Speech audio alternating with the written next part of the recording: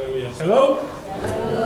Sebelum kita yang mengasihi Tuhan, kita itu beribadah kepada Tuhan, kita memuji, menyembah, mengagungkan Tuhan. Saya percaya kita semua sehat kuat di dalam Tuhan. Mari arahkan hati kita kepada Tuhan, kita menyembah Tuhan, kita agungkan Dia. Sebab Dia layak disembah, sebab Dia layak diagungkan. Dia sungguh baik dan sangat baik dalam kehidupan kita. Terima kasih Tuhan, Engkau sungguh baik. Haleluya. Terima kasih Tuhan, Engkau yang layak disembah, Engkau yang layak diagungkan. Haleluya.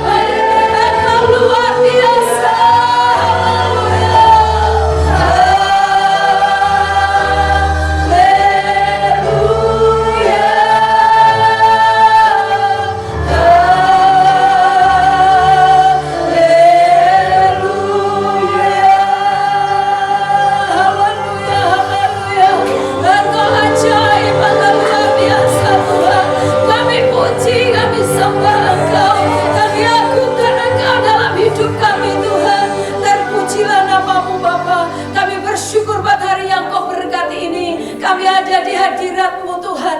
Kami terus buka hati bagi-Mu Roh Kudus. Mari Bapa berkarya, pimpin kami Tuhan, kuduskan setiap kami sehingga kami layak untuk menghampiri Engkau. Tutup bungkus kami dengan kuasa darah-Mu sehingga pada saat ini kami bersama-sama kami rindu merenungkan sebagian daripada firman Tuhan. Roh Kudus, pengurapan atas hamba-Mu, bahkan jemaat Tuhan dimanapun mereka berada yang saat ini bersama-sama dengan kami akan merenungkan firman Tuhan. Biar Roh Kudus yang berkarya, yang memimpin kami, yang mengurapi, memberikan pengertian kepada kami.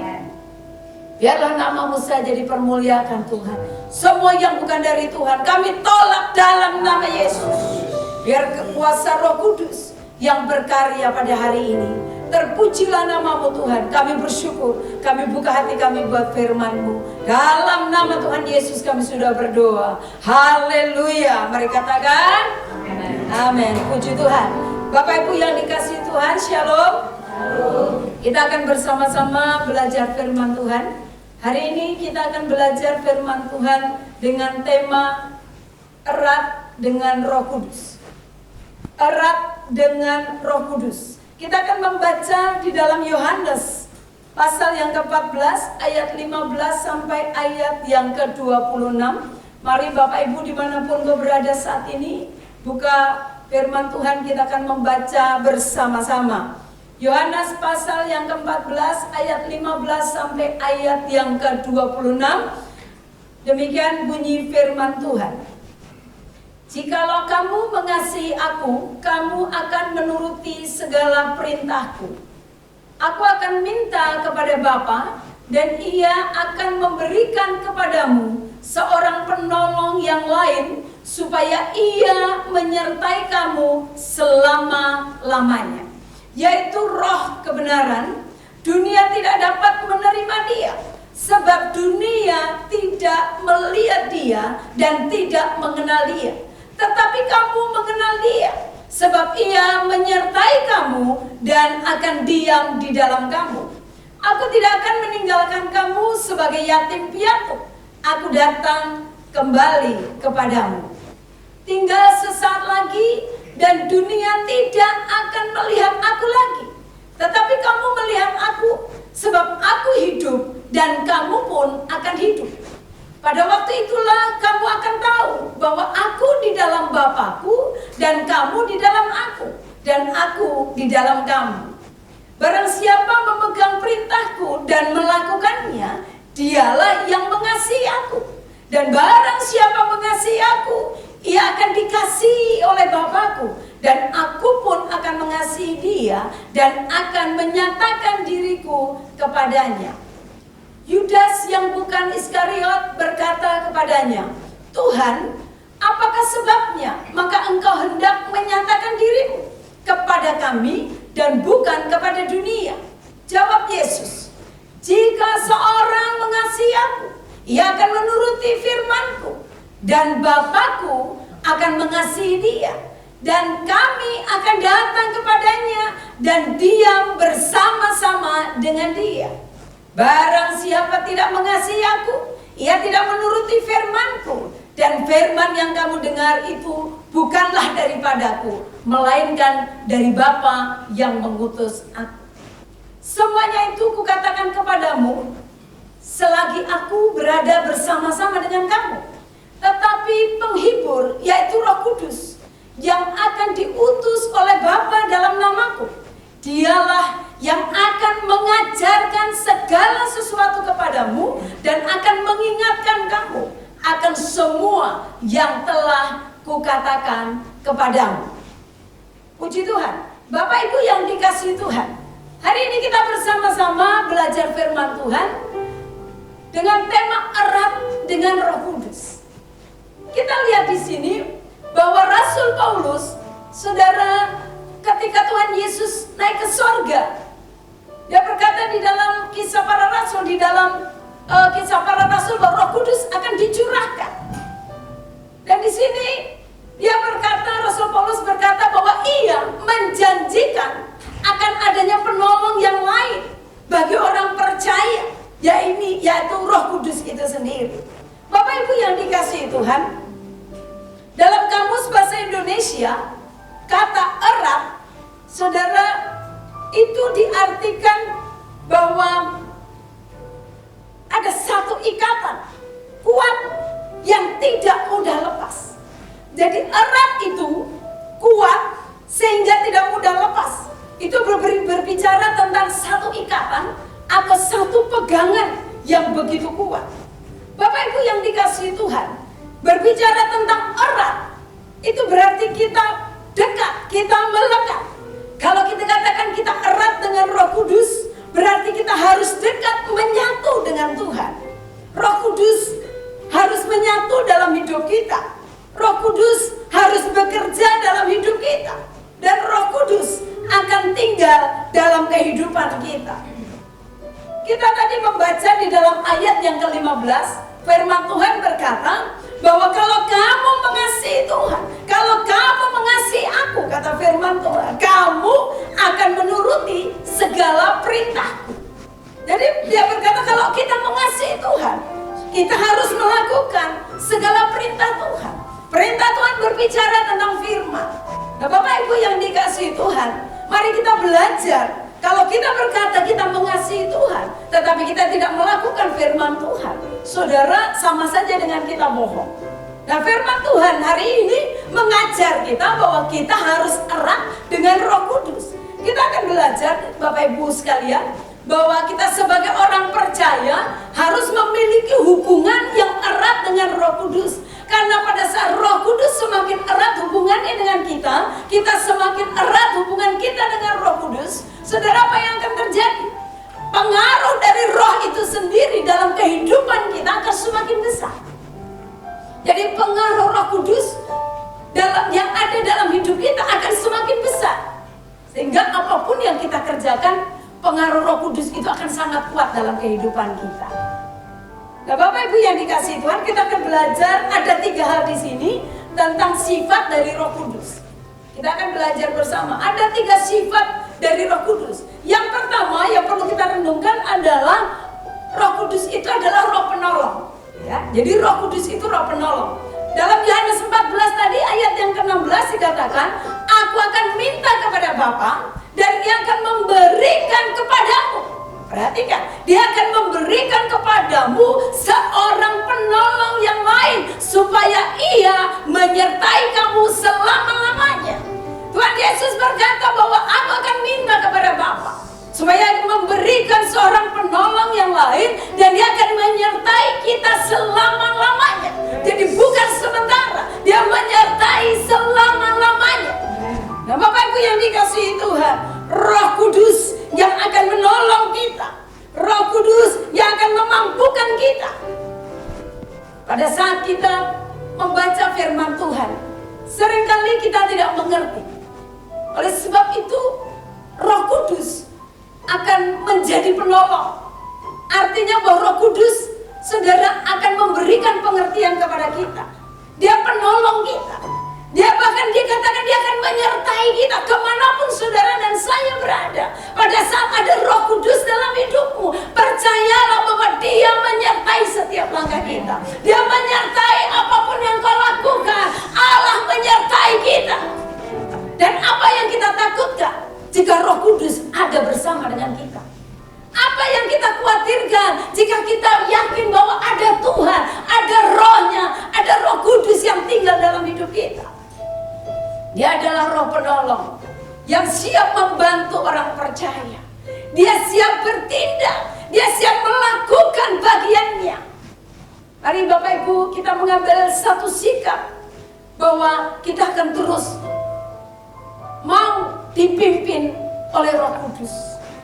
Libatkan Roh Kudus setiap saat dalam apapun yang kau perbuat. Libatkan Roh Kudus dalam hidupmu. Setiap keadaan, situasi apapun, libatkan Tuhan dalam kehidupan saudara dan saya. Dalam Kisah Rasul pasal yang pertama ayat yang ke-8, firman Tuhan berkata begini, tetapi kamu akan menerima kuasa kalau Roh Kudus turun ke atas kamu, dan kamu akan menjadi saksiku di Yerusalem dan di seluruh Yudea dan Samaria, bahkan dikatakan sampai ke ujung bumi. Kalau Roh Kudus turun ke atasmu, dikatakan kita akan menjadi saksi Tuhan. Ada satu kuasa yang menyertai kita, ada satu kuasa yang akan memimpin kita. Dan saya percaya pada saat Roh Kudus memenuhi kehidupan kita, dimanapun kau berada, engkau akan mengalami mujizat demi mujizat. Bahkan dalam pelayananmu, dalam kehidupanmu saudara, engkau akan lihat karya Tuhan. Bahkan yang mustahil mungkin dalam hidupmu, pada saat engkau melibatkan Tuhan, engkau melibatkan Roh Kudus, engkau akan melihat karya-karya Tuhan yang luar biasa. Bapak Ibu yang dikasihi Tuhan, jika kita disertai oleh Roh Kudus, Dia bersedia menolong kita. Pada saat saudara mungkin bingung untuk mengambil keputusan-keputusan dalam hidup saudara. Saudara, mungkin kita sedang minta pertimbangan-pertimbangan yang harus kita lakukan, saudara. Mintalah pimpinan Roh Kudus. Mintalah Roh Kudus memimpin saudara dalam apapun keputusan yang saudara ambil dalam hidupmu. Libatkan Dia. Jangan sampai saudara tidak melibatkan Tuhan. Seringkali setelah kita mengambil keputusan, baru kita sadar kenapa kita tidak minta pertolongan atau kita tidak melibatkan Tuhan. Tapi sebelum kau mengambil keputusan, sebelum kau melakukan sesuatu, libatkan Tuhan dalam hidup saudara. Amin. Libatkan Tuhan. Saya percaya pada saat saudara libatkan Tuhan, Tuhan tidak akan pernah tinggal diam. Bapak Ibu yang dikasihi Tuhan, jangan kita melibatkan Tuhan pada saat kita cuma punya masalah. Tapi mari dalam hidup kita hari-hari sudah. Ya, dalam hidup kita hari-hari libatkan Tuhan. Biarkan Tuhan yang akan berkarya dalam hidupmu. Mau engkau sedang apapun, kalau engkau libatkan Tuhan, kalau engkau yakin Tuhan bersamamu, apa yang kita takutkan? Karena saya percaya Roh Kuduslah penolong kita yang ajaib. Amin. Roh Kudus adalah penolong kita. Bagian yang kedua, Bapak Ibu yang dikasihi Tuhan, bagian yang kedua adalah bahwa Roh Kudus itu adalah roh kebenaran. Jadi Roh Kudus itu adalah roh kebenaran. Bapak Ibu yang dikasihi Tuhan, dalam ayat yang ke-17 dikatakan, yaitu roh kebenaran. Dunia tidak dapat menerima Dia, sebab dunia tidak melihat Dia dan tidak mengenal Dia. Tetapi kamu mengenal Dia, sebab Ia menyertai kamu dan akan diam di dalam kamu. Saudara percaya bahwa Roh Kudus tinggal dalam hidupmu? Engkau percaya bahwa ada Tuhan tinggal dalam hidupmu? Saudara, kalau Roh Kudus Dia tinggal dalam hidup kita, Dia adalah kebenaran itu. Dia akan membukakan selubung-selubung, akan dibuka. Sehingga yang selama ini saudara tidak mengerti banyak hal, pada saat selubung itu dibuka saudara, kita akan dibukakan sesuatu yang baru oleh Tuhan. Kita sering baca firman tapi kita tidak mengerti. Kita sering membaca firman, kita berusaha untuk merenungkan firman, tapi seringkali buntu saudara. Libatkan Roh Kudus, karena Dia akan menolong saudara dan saya. Bapak Ibu yang dikasihi Tuhan, enggak mengapa seringkali orang benar, orang yang sudah hidup dalam Tuhan masih menderita. Kenapa seringkali orang yang dikatakan sudah hidup dalam Tuhan, dia juga berdoa, dia baca firman, bahkan dia sudah pelayanan, tapi kenapa masih menderita? Ternyata ada dua hal saudara tujuannya. Yang pertama, supaya orang yang sudah hidup benar tetapi diizinkan untuk dia tetap menderita, supaya dia mengenal Allahnya dengan benar. Jadi penderitaan saudara yang diizinkan, saudara, itu bisa membuat kita semakin mengerti bahwa Allah itu berdaulat dalam hidup kita. Allah itu berkuasa dalam hidup kita. Allah itu sungguh Allah yang berhikmat. Sehingga apapun yang terjadi, yang diizinkan dalam hidup kita, saya tetap percaya kalau itu diizinkan Tuhan, ada maksud dan rencana Tuhan. Amin. Ada maksud dan rencana Tuhan. Sehingga pada saat engkau dikatakan engkau menderita, jangan engkau mengeluh. Karena Tuhan mau saudara semakin mengerti siapa Tuhan. saudara semakin tahu bahwa Allah itu Allah yang luar biasa, yang tidak bisa dicerna dengan otak manusia. Ayub, dia orang yang saleh, tapi dia harus mengalami satu penderitaan yang begitu luar biasa. Tapi sampai pada akhirnya apa yang terjadi? Ayub menyadari bahwa semuanya datang dari Tuhan. Dan kita lihat pada saat hidupnya Ayub dipulihkan, saudara. Semua orang, bahkan Ayub, bahkan teman-temannya terkagum-kagum dengan apa yang Tuhan lakukan. Bapak Ibu yang dikasihi Tuhan, jika engkau sudah hidup sungguh dalam Tuhan, tapi seringkali kita masih mengalami pergumulan dan persoalan, percayalah bahwa Tuhan mau supaya saudara mengerti bahwa Allah kita berdaulat. Apapun yang Allah izinkan dalam hidup kita, Tuhan punya rencana, Tuhan punya maksud, dan maksud Tuhan, saya percaya, tidak pernah gagal rencana Tuhan dalam hidup kita. Asal saudara dan saya terus buka hati, sungguh-sungguh buat Tuhan. Bagian yang kedua adalah, mengapa orang benar bisa diizinkan menderita? Supaya dia mengenal dirinya. Supaya dia mengenal dirinya. Apa maksudnya? Supaya orang itu atau kita yang mungkin diizinkan untuk kita menderita, kita sadar bahwa hidup kita ini terbatas. Kita tidak bisa hidup sendiri tanpa Tuhan. Kita membutuhkan Tuhan. Allah kita, Allah yang luar biasa. Kalau itu diizinkan supaya kita menyadari bahwa kita ini manusia biasa. Kita ini terbatas, kita punya kekurangan, kita punya kelemahan. Oleh sebab itu andalkan Tuhan, libatkan Tuhan dalam hidup saudara. Dimanapun situasimu saat ini berada. Roh Kudus juga adalah roh kebenaran, yang artinya bahwa kita membutuhkan peranan Roh Kudus.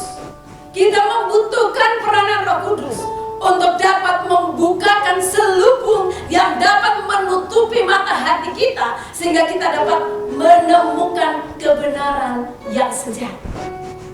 Jadi Roh Kudus membukakan selubung-selubung yang menutupi mata hati kita, mata rohani kita, sehingga seringkali kita masih buta dengan banyak hal. Kita tidak tahu mana yang benar. Tapi Roh Kudus dapat membuka hal itu, sehingga saudara dan saya dapat menemukan kebenaran yang sejati di dalam Tuhan. Seringkali kita melihat bahwa dalam pergumulan-pergumulan yang kita hadapi, dalam situasi yang sedang terjadi saat ini, mungkin kita akan bertanya, kenapa begini Tuhan? Kenapa seperti ini? Tapi pada saat engkau bersekutu dengan Roh Kudus, Dia akan membukakan itu.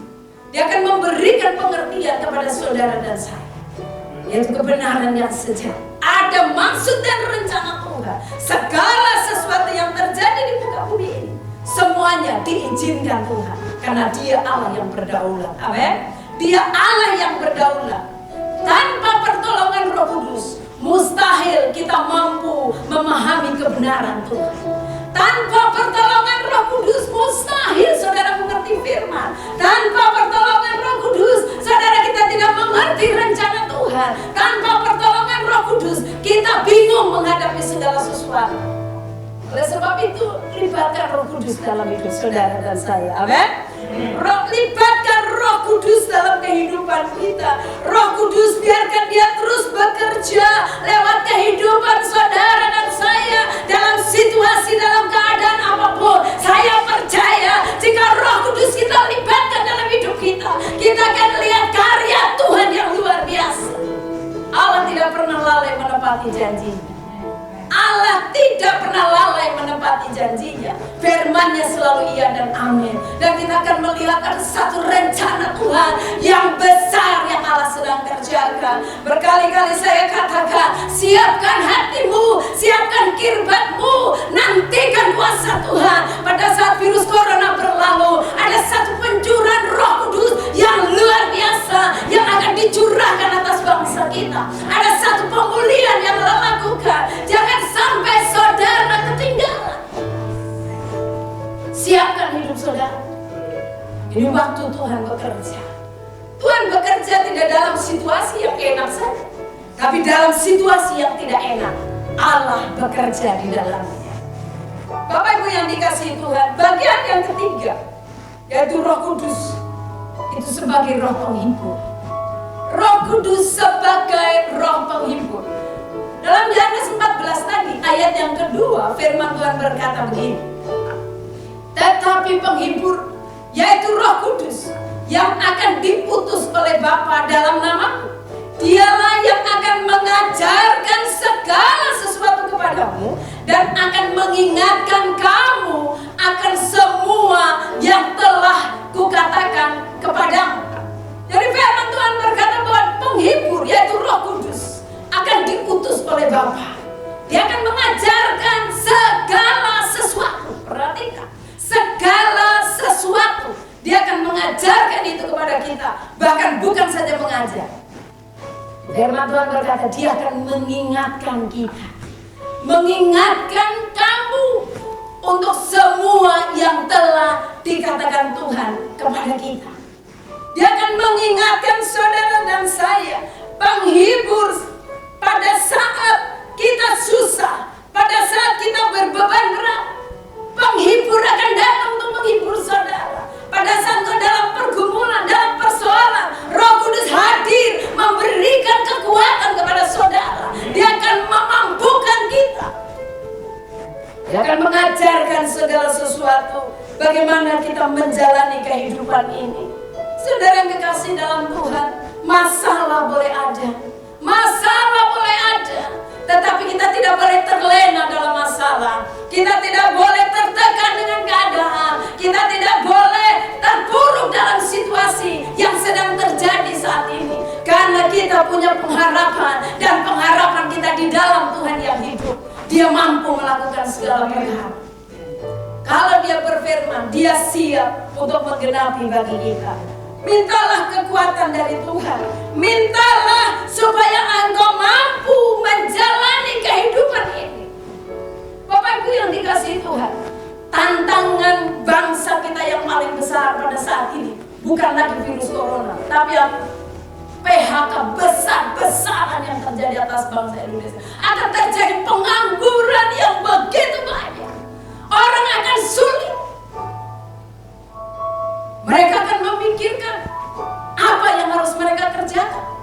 Mereka harus menghidupi keluarganya. Kesulitan demi kesulitan akan terjadi atas bangsa kita. Jangan kita pikir bahwa virus corona selesai, semua selesai. Tidak. Tapi justru akan terjadi yang namanya krisis ekonomi.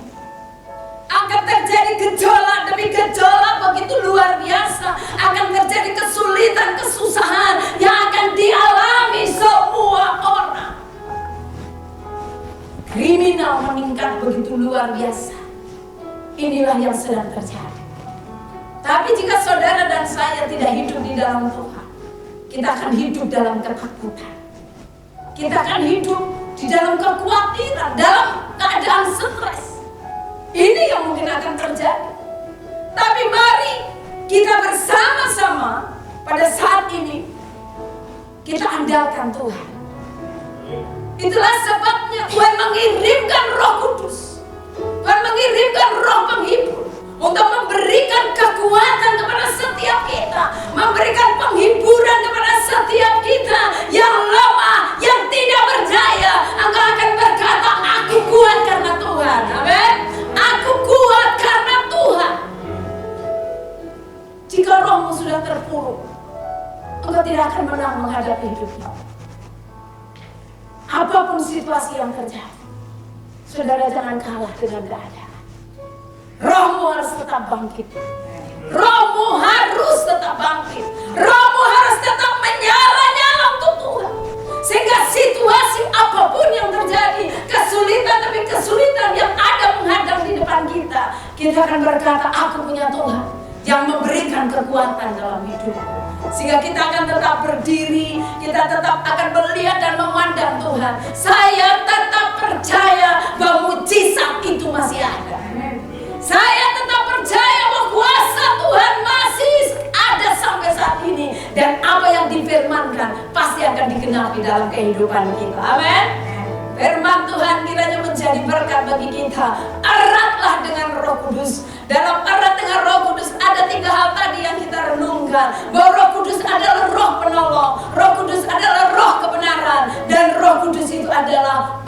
menghibur bagi kita sekalian. Amin. Percaya kalau hidupmu engkau erat dengan Tuhan, kalau engkau erat dengan Roh Kudus, apapun situasi keadaan yang terjadi, engkau tidak akan pernah mengeluh, tapi engkau akan terus mengagungkan Tuhan. Engkau akan mensyukuri setiap kebaikan Tuhan. Engkau akan melihat karya-karya Tuhan, dan biarlah Tuhan akan terus membawa hidupmu masuk dalam hadirat Tuhan. Ada satu hubungan yang semakin hari semakin erat dengan Tuhan, dan engkau akan lihat banyak kemuliaan Tuhan dinyatakan dalam kehidupan saudara. Amin. Kiranya firman ini menjadi berkat bagi kita. Biarlah nama Tuhan dipermuliakan. Amin buat firman Tuhan. Mari kita mengangkat pujian. Roh Kudus engkau hadir di sini. Dimanapun kau berada, mari jemaat Tuhan, angkat hatimu buat Tuhan. Katakan Roh Kudus engkau hadir Tuhan. Roh Kudus engkau hadir di sini. Mari angkat hatimu buat Tuhan. Terus angkat pujianmu buat Tuhan. Buka hatimu buat Tuhan. Katakan Roh Kudus. Kau manis, kau lembut, kaulah penghiburku, penolongku di utusan. Mari angkat tanganmu buat Tuhan. Ku buka hati untuk haleluya Yesus. Ku buka hati menjagamu Yesus. Jawab kami, peduli kami dengan kuasa Allah. Katakan ku buka hati Tuhan. Ku buka hati. Mari buka hatimu. Roh Kudus berkarya. Jamah umatmu Tuhan. Curahkan roh. Oh haleluya. Mereka yang membutuhkan pertolongan, Roh Kudus hadir tolong umatmu Tuhan. Jamah kami, peduli kami dengan kuasa Allah. Oh dengan kuasa Allah, dengan kuasamu Tuhan, dengan kuasa Allah tinggi. Haleluya, haleluya, haleluya, haleluya. Mari angkat tanganmu, saya akan berdoa. Bapa, dalam nama Yesus kami mengangkat kehidupan kami ke dalam tangan Tuhan. Biar Roh Kudus engkau berkarya dalam setiap kehidupan kami, dimanapun kami berada, dimanapun umatmu berada. Roh Kudus jamah kami Tuhan, lawat kami Tuhan. Kalau ada yang sakit Tuhan lawat, Tuhan sembuhkan. Yang lemah Tuhan kuatkan dalam nama Yesus. Dan bahkan pintu-pintu yang tertutup jadi terbuka dalam nama Yesus. Kuasa Tuhan memulihkan umat Tuhan yang selama ini sudah mulai lelah, yang selama ini sudah mulai lemah. Kiranya kuasa Roh Kudus menjamah umatmu dalam nama Yesus. Dalam nama Yesus. Berkaryalah Tuhan. Materaikan setiap firman-Mu dalam hidup kami, supaya namamu dipermuliakan. Terpujilah namamu Bapa. Kami bersyukur buat firman-Mu. Dalam nama Tuhan Yesus kami sudah berdoa. Haleluya. Mari yang percaya katakan amin.